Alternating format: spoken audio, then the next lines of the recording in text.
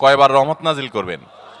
আপনার জীবনে 10টি জায়গায় খুব ক্রাইসিসে পড়ে গেছেন, কোনো জটিল সিচুয়েশনে মুখোমুখি হয়ে গেছেন, বিপদের মধ্যে পড়ে গেছেন, ওই জায়গায় আল্লাহর রহমত পাবেন। এরকম একবার দুরূদ পাঠ করবেন হক আদায় করে যথাযথভাবে মহব্বতের সাথে, 10 বার আপনার জীবনে আল্লাহ তাআলা অনুগ্রহ নাজিল করবেন।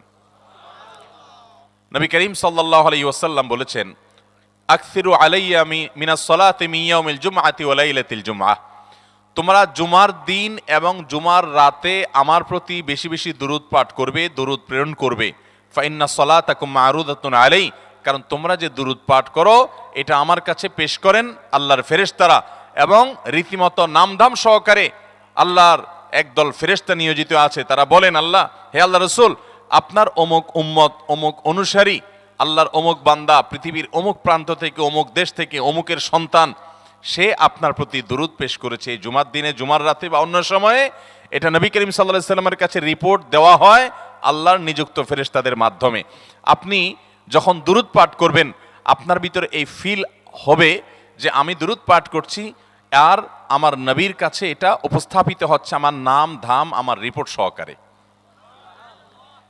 এই জন্য শুক্রবার দিন এবং রাত, অর্থাৎ বৃহস্পতিবার সন্ধ্যা থেকে নিয়ে শুক্রবার সন্ধ্যা পর্যন্ত এই 24 ঘন্টার মধ্যে নবী করিম সাল্লাল্লাহু আলাইহি সাল্লামের ভাষ্য খেয়াল করেন, আকসিরু আলাই। ওলামা একরাম জানেন নবী আলাইহিস সালাম সাধারণত কোনো আমল পরিমাণে বেশি করতে বলতেন না। পরিমাণে বেশি করতে বলার মতো আমল খুব কম ইসলামে। গোটা কোরআন যদি খোলেন আপনি, পরিমাণে অধিক করতে বলা হয়েছে এরকম আমল খুব বেশি পাবেন না। তোমরা বেশি বেশি করে নামাজ পড়ো, বেশি বেশি করে রোজা রাখো, এরকম কথা কোরআন হাদিসে নাই। অবশ্যই একজন ইমানদার 5 ওয়াক্ত ফরজ নামাজের পাশাপাশি অধিক পরিমাণে নফল নামাজও পড়বেন, সেটা ভিন্ন কথা। কিন্তু কোরআনে বেশি পরিমাণে আল্লাহর জিকির করার কথা বলা হয়েছে। আর নবী করিম সাল্লাল্লাহু আলাইহি সাল্লাম বৃহস্পতিবার সন্ধ্যা শুরু হলে শুক্রবার সন্ধ্যার আগ পর্যন্ত বেশি পরিমাণে করতে বলেছেন যে কাজটা, সেটা হলো দুরূদ শরীফের আমল। অতএব ভাইরা আমার, বৃহস্পতিবার সন্ধ্যা থেকে নিয়ে শুক্রবার সন্ধ্যা পর্যন্ত আপনি দোকানদার মানুষ, বৃহস্পতিবারে ব্যবসা করছেন, দোকানদারি করছেন, কোনো অসুবিধা নাই। আপনার অবসর সময়গুলোতে মুখ দিয়ে দুরূদ পড়তে থাকবেন। দুরূদের মধ্যে সবচেয়ে শ্রেষ্ঠ দুরূদ হলো নামাজে যেটা পড়েন, দুরূদ ইব্রাহিম। আল্লাহুম্মা সাল্লি আলা মুহাম্মদ ওয়া আলা আলি মুহাম্মদ কামা সাল্লাইতা আলা ইব্রাহিম ওয়া আলা আলি ইব্রাহিম ইন্নাকা হামিদুম। আল্লাহুম্মা বারিক আলা মুহাম্মদ ওয়া আলা আলি মুহাম্মদ কামা বারাকতা আলা ইব্রাহিম ওয়া আলা আলি ইব্রাহিম ইন্নাকা হামিদুম।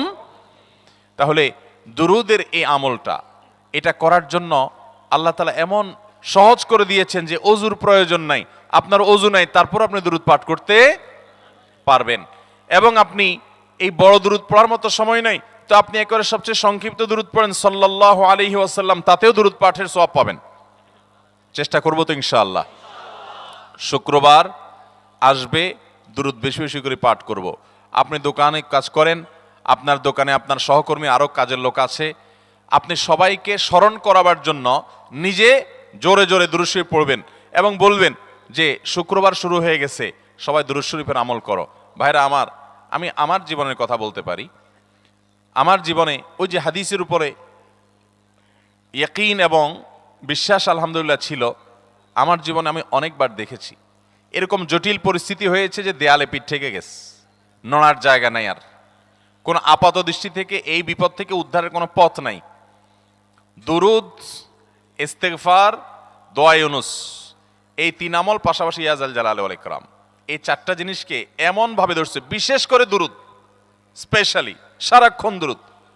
আল্লাহ রাব্বুল আলামিন এমন ভাবে সহযোগিতা করেছেন, এমন ভাবে উদ্ধার করেছেন যে কল্পনা করলে অবাক লাগে এখন যে এটা কিভাবে সম্ভব। ভাইরা আমার, এক সাহাবী নবী করিম সাল্লাল্লাহু আলাইহি ওয়াসাল্লামের কাছে এসে বলছে, ইয়া রাসূলুল্লাহ, আমি যে দোয়া করি এই দোয়ার মধ্যে আমি নিজের জন্য করব, আমার ছেলে মেয়ের জন্য করব, অনেক কিছু করব, এটা সেটা, রিজিক চাইবো, সুস্থতা চাইবো, অনেক কিছুই তো আল্লাহর কাছে চাইবো। আপনি তো আল্লাহর রাসূল, আপনার জন্য দোয়া করলে আমাদেরই লাভ, একবার দোয়া করলে আল্লাহ 10 বার রহমত নাজিল করবেন, তো আপনার জন্য আমার দোয়ার ভিতরে কত পার্সেন্ট রাখবো? সাহাবী বারবার বিভিন্ন পার্সেন্টেজ বলছিলেন যে 3 ভাগের 1 ভাগ আপনার জন্য রাখি ইয়া রাসূলুল্লাহ, অর্ধেক রাখি, আরো বেশি করে রাখি। তিনি যত বলছেন নবী করিম সাল্লাল্লাহু আলাইহি সাল্লাম আরো বাড়ানোর জন্য তাকে উৎসাহ দিচ্ছিলেন। এক পর্যায়ে যখন তিনি বললেন, ইয়া রাসূলুল্লাহ, আমি আমার কোন দোয়ার সবটুকু যখন আপনার জন্য নিবেদন করব, আমি কোনো একবার যখন দোয়া করব, দোয়া শুধু আপনার জন্যই করব যখন, অর্থাৎ পিওর দরুদ যখন পড়বো, নিজের জন্য আর কিছু চাইবো না, শুধু আপনার জন্যই যদি চাই কোনোবার, তাহলে তখন নবী করিম সাল্লাল্লাহু আলাইহি সাল্লাম বলেছেন, ইদান তুকফা হাম্মুক ওয়া তুগফার যামবুক, তাহলে তোমার সকল পেরেশানি থেকে উদ্ধারের জন্য এই দুরূদটাই যথেষ্ট হয়ে যাবে, এবং তোমার সকল গুনাহ মাফের জন্য এটা যথেষ্ট হয়ে যাবে। মোহতারাম হাজরিন, দুরুদের আমলটা এত সুন্দর আমল, কিন্তু আবার তাড়াহুড়া করে পড়বেন না, সাল্লাল্লাহু আলাইহি সাল্লাম সাল্লাল্লাহু আলাইহি সাল্লাম সাল্লাল্লাহু আলাইহি সাল্লাম সাল্লাল্লাহু আলাইহি সাল্লাম সংখ্যা বাড়ানোর জন্য হুলস্থুল করে পড়লেন না, মুহাব্বতের সাথে সাল্লাল্লাহু আলাইহি ওয়াসাল্লাম সাল্লাল্লাহু আলাইহি ওয়াসাল্লাম আল্লাহুম্মা সাল্লি আলা মুহাম্মদ, অর্থ বুঝে বুঝে আল্লাহুম্মা সাল্লি আলা মুহাম্মদ মানে কি, আল্লাহ আপনি মুহাম্মদের প্রতি শান্তি বর্ষণ করুন। আরে ভাই, মুহাম্মদ সাল্লাল্লাহু আলাইহি সাল্লামের প্রতি আল্লাহ তাআলা শান্তি এমনি বর্ষণ করবে, আপনি আমি দোয়া করলেও করবে, না করলেও। কিন্তু মাঝখান থেকে আমরা, ভাইরা আমার, কোনো বড় কর্মকর্তার কাছে আপনার কোনো কাজের ঠেকা আছে, কর্মকর্তার ওই ছেলেটার আপনি দেখছেন যে খাচ্ছে না, আপনি যদি বলেন স্যার ছেলেটা খাচ্ছে না স্যার, একটু ডাক্তার দেখান স্যার, এভাবে তো বাঁচবে না, ওর কষ্ট হচ্ছে স্যার, আপনি বললেও উনি ওনার ছেলের দিকে কেয়ার করবে, কিন্তু আপনি এটা বলার কারণে তার নৈকট্য পাবেন কি পাবেন না, তার সিম্প্যাথি পাবেন কি পাবেন না। আরশে আজিমের মালিক তার হাবিবকে এত মহব্বত করেন, তিনি তার হাবিবের প্রতি এমনিতেই রহমত নাজিল করবেন, তাকে বিভিন্ন মর্যাদা আগে থেকেই দেওয়ার ঘোষণা দিয়ে রাখছেন, কিন্তু আপনি আমি দোয়া করলে আল্লাহ তাআলা তার মাধ্যমে আমাদের ভাগ্যকে সুপ্রসন্ন করে দিবেন।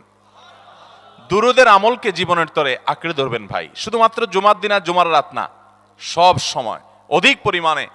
এরাবিয়ানদের মধ্যে আমলটা খুব বেশি আছে, তাদের দেখবেন তারা দুইটা আমল, মুখে দুইটা আমল, ভালো মন্দ তাদের মধ্যেও আছে, কিন্তু এই দুইটা আমল তাদের মধ্যে খুব ভালো। বেশিরভাগ মানুষই দেখা যায় অবসর সময়ে আস্তাগফিরুল্লাহ ইস্তিগফার করছে অথবা দুরুদের আমল করছে। আমাদের অবসর সব সময়গুলো নিয়ে গেছে মোবাইল ফোন। ভাইরা আমার, 4 বছর 5 বছর 6 বছর 7 বছর 10 বছর ধরে মোবাইল টিপতেছেন, ফেসবুক টিপতেছেন, ইউটিউব টিপতেছেন, বুকে হাত দিয়ে আমাকে জবাব দেয়া লাগবে না, নিজের বিবেককে একটু জবাব দেন। এই 10 বছর ফেসবুক, ইউটিউব, টিকটক, হোয়াটসঅ্যাপ টিপে আপনার অর্জন কি হয়েছে একটু হিসাব মিলান। এই যে স্ক্রল করতেছেন আঙ্গুল দিয়া, ঘন্টাকে ঘন্টা এই আঙ্গুল দিয়ে টানছেন টানছেন, নিচের দিকে যাচ্ছেন স্ক্রল করে ফেসবুকে, ইউটিউবে, একের পর এক, আপনার জীবনে অর্জনটা কি হয়েছে বলেন? ভাইরা আমার, এই মোবাইলের নিয়ন্ত্রণ করতে হবে, প্রয়োজনে ব্যবহার করতে হবে, কিন্তু এটাকে অনিয়ন্ত্রিত ব্যবহার করা যাবে না। একেবারে যখন তখন সারাদিন টিপাটিপি করলেন, আজকাল তো পোলাপান টয়লেটে গেলেও নিয়ে যায়। আল্লাহ তাআলা আমাদেরকে এই রোগ থেকে বেঁচে থাকার তৌফিক দান করুন। ভাইরা আমার, জীবনটাকে পরিবর্তন করতে হয়, সারা জীবন তো একরকম থাকলে হবে না। বহুত পাগলামি করেছি, আসুন নিজেকে সংশোধন করি। তাহলে জুমার দিন উপলক্ষে 1 নম্বরের আমল বলেছি, বেশি বেশি কোন আমল করতে হবে? সারা জীবন মনে রাখবো তো ইনশাআল্লাহ? বাসা বাড়িতে পরিবারের লোকদেরকে মনে করাবো তো ইনশাআল্লাহ? আমি আমার ড্রাইভার থাকুক, আমার ছেলে মেয়ে থাকুক, আমার পরিবারের লোক থাকুক, আমি আমার কথা আপনাদের বলি উৎসাহের জন্য, যে জুমার দিন শুরু হয়ে গেলে আমি, শুধু আমি না, আমার পরিবার অন্যান্যরাও একে অন্যকে আমরা স্মরণ করে দিই। কে কে দুরূদ পড়তে কতবার পড়ছো, কেউ পড়ছে কিনা একবারও, সন্ধ্যা হয়ে গেছে, অনেক হয়ে গেছে, সবাই শুরু করি, আমলটা করবো তো ইনশাআল্লাহ। নাম্বার 1। নাম্বার 2, জুমার দিন উপলক্ষে অন্য যে কোনো দিনের চাইতে জুমার দিন অর্থাৎ শুক্রবারের ফজর নামাজ পুরুষরা মসজিদে জামাতের সাথে পড়বেন, জামাতের সাথে পড়ার নিয়ত করবেন পাক্কা। কারণ অন্য যে কোনো দিনের ফজর নামাজ না, শুধুমাত্র যত নামাজ আছে, নবী করিম সাল্লাল্লাহু আলাইহি সাল্লাম বলেছেন, আফদালুস সালাওয়াতে ইনদাল্লাহ, আল্লাহর কাছে দুনিয়ার সব নামাজের মধ্যে, 5 ওয়াক্ত সাধারণ নামাজগুলোর মধ্যে সবচাইতে উত্তম নামাজ হলো সলাতুল ফজরে মাআল জামাআতে ইয়াউমাল জুমআ, জুমার দিন ফজরের নামাজ জামাতের সাথে আদায় করা হলো যত নামাজ আছে এর মধ্যে সবচেয়ে শ্রেষ্ঠ নামাজ। তাহলে জুমার দিনে এই বিষয়টা বিশেষভাবে খেয়াল রাখবো, জুমার দিন ফজর নামাজটা পুরুষরা কোথায় পড়বো, এবং সেটা বৃহস্পতিবার থেকে পরিকল্পনা শুরু করবো যে কালকের ফজর নামাজ যাতে কোনো অবস্থাতে আমার মিস না হয়। আমাদের আখিরাতের ব্যবসা এটা ভাই, আখিরাতের কারেন্সি সংগ্রহ করা। যত খুঁটে খুঁটে ভালো ভালো আমলগুলো করবেন, আপনার আমল নামাতে আমল সওয়াব জমা হতে থাকবে। চেষ্টা করবো তো ইনশাআল্লাহ। আমাদেরকে শয়তান অন্যদিন ফজরের নামাজ পড়ার সুযোগ হলেও শয়তান এমন ভাবে আমাদেরকে ধোঁকা দেয়, শুক্রবারে ফজরটা পড়াটা সবচেয়ে বেশি কঠিন হয়ে যায়। কেন জানেন? কারণ ইবলিস তো জানে, হাদিস আপনি জানেন না, হয়তো অনেকে হয়তো আজকে শুনছেন, আপনি আমি কোনো হাদিস না জানতে পারি, ইবলিস ঠিকই জানে যে ফজর নামাজ এই দিন যদিও জামাতের সাথে ফজর পড়ে ফেলায় তাহলে তোর আখিরাতের ব্যবসা অনেক দূর আগে যাবে। ওর সাথে তো আমাদের বাবা আদমের সাথে সেই চ্যালেঞ্জ, আদম আলাইহিস সালামকে সেজদা করতে বলা হয়েছে, সে তো করে নাই, তার সৌজন্য বা তার জন্য সেজদা নিবেদন করে নাই, আল্লাহ তাআলা সেজন্য তাকে জান্নাত থেকে বের করে দিয়েছে। তার কারণে এই ইবলিস তখনই আল্লাহর সাথে আল্লাহর সামনে চ্যালেঞ্জ ছুড়ে দিয়েছে আদম আলাইহিস সালামের সাথে যে লাউবিয়ান্নাহুম আজমাইন, আমি আদমের সব সন্তানগুলোকে পথহারা করে ছাড়বো, ওদেরকে জান্নাতের পথে চলতে দিব না। এই জন্য আল্লাহ তাআলার কাছে সে কিছু পাওয়ার চাইয়া নিছে। এর ভিতরে একটা হলো কিয়ামত পর্যন্ত হায়াত পাবে, আরেকটা হলো আমাদের রগের সাথে সে মিশতে পারে, রক্ত প্রবাহের সাথে মিশতে পারে, শরীরের মধ্যে প্রভাব সৃষ্টি করতে পারে, আমাদেরকে দুর্বল করতে পারে, মন্দ দিকে টানতে পারে, ভালো কাজ যেন না হয় মনে মনে কুমন্ত্রণা সৃষ্টি করতে পারে। এই পাওয়ার সে নিয়ে এসেছে। এই জন্য তার সাথে আমাদের চ্যালেঞ্জ। সে হাদিস জানে যে জুমার দিন ফজর পড়লে আমাদের অনেক লাভ হয়ে যাবে।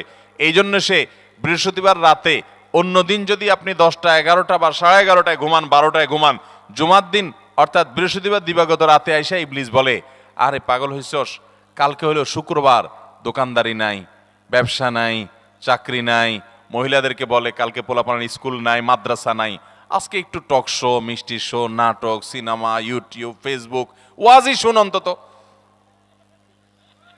শয়তান কি বলে, ঠিক আছে তো যদি এত ফিল্ম দেখতে মনে না চায়, তো যদি মুসলমান হস, নেককার হস, তো ঠিক আছে অমুক হুজুরের ওয়াজ শুন। এই হুজুরের ওয়াজ শোনাত লাগাই দিয়ে রাত 1টা 2টা পর্যন্ত পার করে দিল। এরপরে ফজর নামাজ ওর জামাতের সাথে মিস, শেষ। ভাইরা আমার, প্রত্যেক বৃহস্পতিবার আসলে সন্ধ্যার সময় প্রতিজ্ঞা করব, সপ্তাহের অন্য দিন যদি আমার ত্রুটি বিচ্যুতি হয়ও আমি সেটাকে কারেকশন করার চেষ্টা করব, কিন্তু শুক্রবার ফজরটা পুরুষ হিসাবে আমি জামাতের সাথে পড়বই পড়বো। তার জন্য রাতে আগে আগে শোবো, ডাবল ট্রিপল অ্যালার্ম দিয়ে শোবো, অন্য নামাজি বন্ধুকে বলবো ফোন দিয়ে ডেকে দিবি, একে অন্যের সহযোগিতা করব, কিন্তু ফজরের নামাজ জুমার দিন ছাড়বো না ঠিক আছে তো? কয়টা আমল হলো? 2টা। মনে রাখবেন তো ইনশাআল্লাহ? আগামী বছর তো আমার মাহফিল আমি আর করব না, কিন্তু আগামী বছর যে মাহফিল করবেন সে আলোচককে আমি রিকোয়েস্ট করবো ইনশাআল্লাহ, আয়োজকরা এটার সবক যেন নেয় আগামী বছর। দিতে পারবেন তো ইনশাআল্লাহ? আমল যদি করেন তাহলে সবক ঠিকই দিতে পারবেন। ওই যে ভাই সবগুলো শুনে দিছে, কারণ আমল করেন।